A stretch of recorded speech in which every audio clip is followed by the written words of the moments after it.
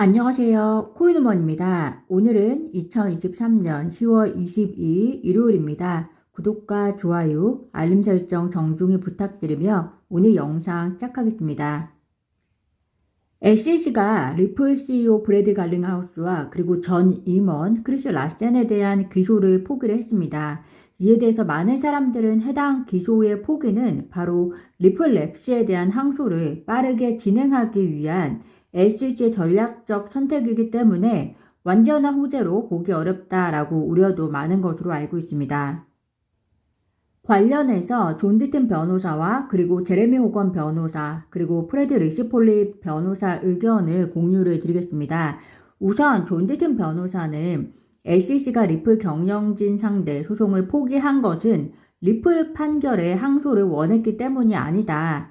해당 건에 승소할 가능성이 전혀 없다고 판단을 했기 때문이고 특정 개인 소송권의 증인 소환장 목록이 흥미롭지 않아서 취하한 것이다 라고 설명을 했고요.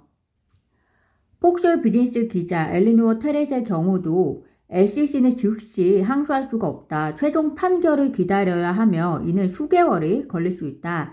즉 SEC는 올해 항소할 수 없다는 얘기이다 라고 설명을 하고 있습니다. 가장 흥미로운 것은 제레미 호건 변호사의 의견입니다. 제레미 호건 변호사는 SEC가 리플에게 항소를 하기 위해서 거쳐야 하는 절차, 그리고 항소를 하게 되면 승리의 가능성을 좀 더 자세하게 밝혀줬는데요. 제레미 호건 변호사의 이야기를 들어보시면 SEC가 브래드 갈링하우스와 크리스 라센 두 임원에 대한 기소 포기의 이유가 리플에 대한 항소를 빠르게 진행하기 위한 것과는 거리가 좀 있어 보인다는 것을 추측해 보실 수 있을 것 같습니다.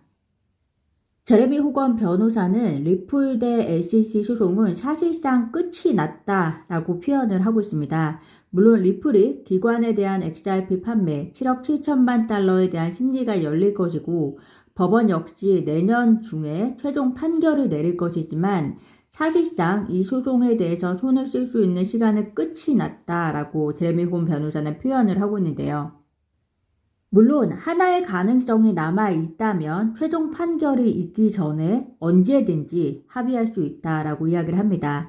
그렇지 않을 경우 SEC와 리플 모두 항소를 제기할 수 있고 또 SEC의 경우에는 항소할 것임을 계속해서 시사해 왔는데 그렇다면 통계적으로 SEC가 항소해서 이길 가능성은 얼마나 되는지 제레미 호건 변호사가 통계를 통해서 보여주었습니다.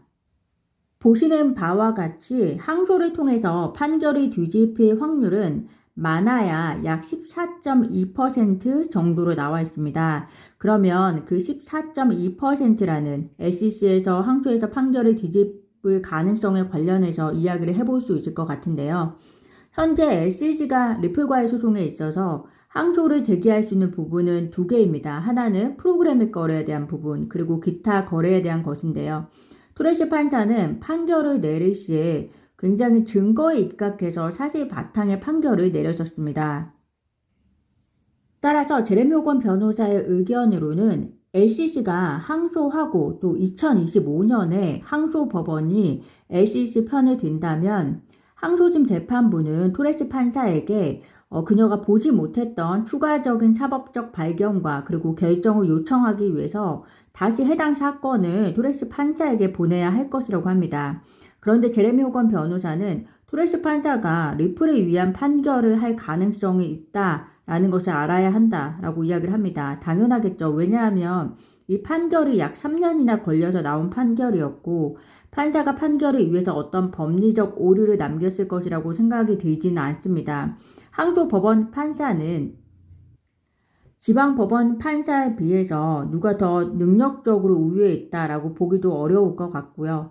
그렇게 되면 SEC는 다시 해당 판결에 대해서 항소를 해야 승리를 거둘 수 있는 가능성이 그나마 생기는 것인데 그럴 경우 또 리플이 대법원에서 항소하지 않는다는 조건이 있어야 한다는 것이죠.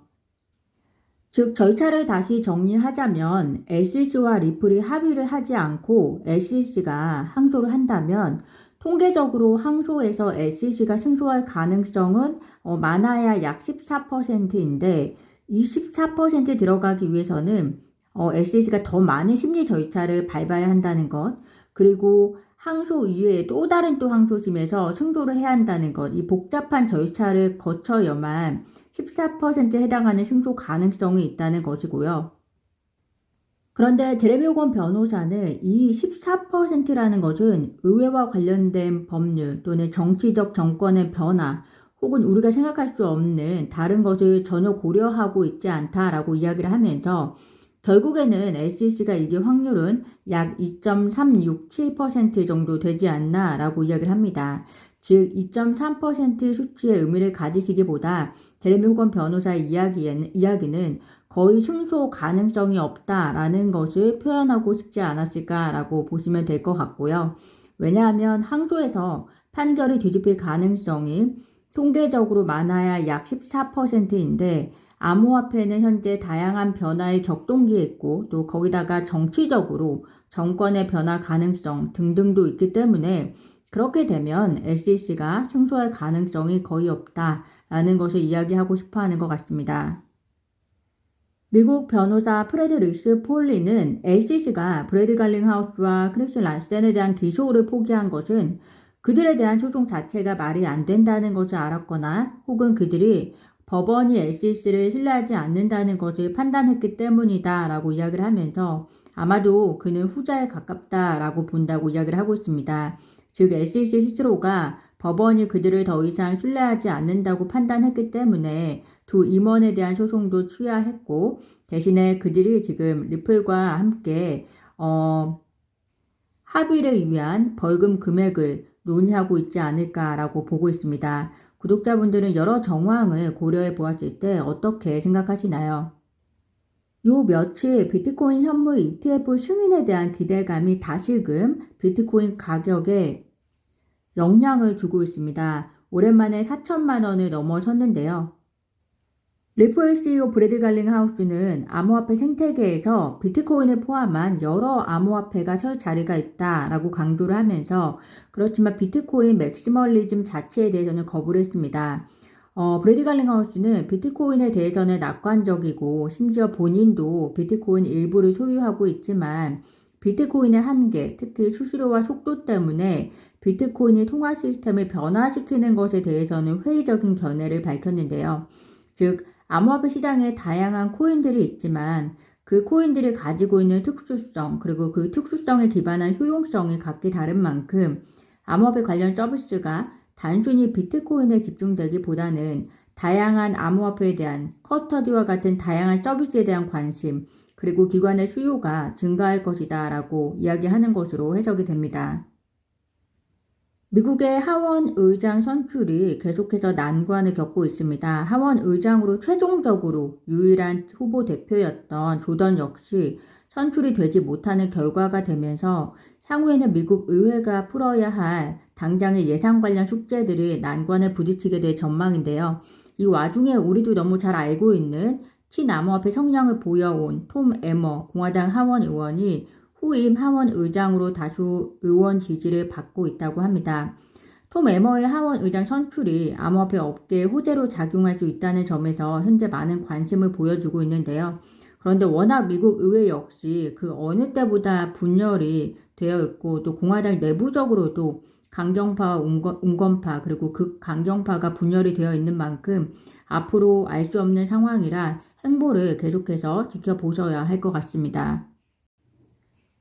오늘 제가 준비한 소식은 여기까지입니다. 오늘도 영상 시청 진심으로 감사드리고요. 구독과 좋아요, 알림 설정은 코인 우먼에게 큰 힘이 됩니다. 감사합니다.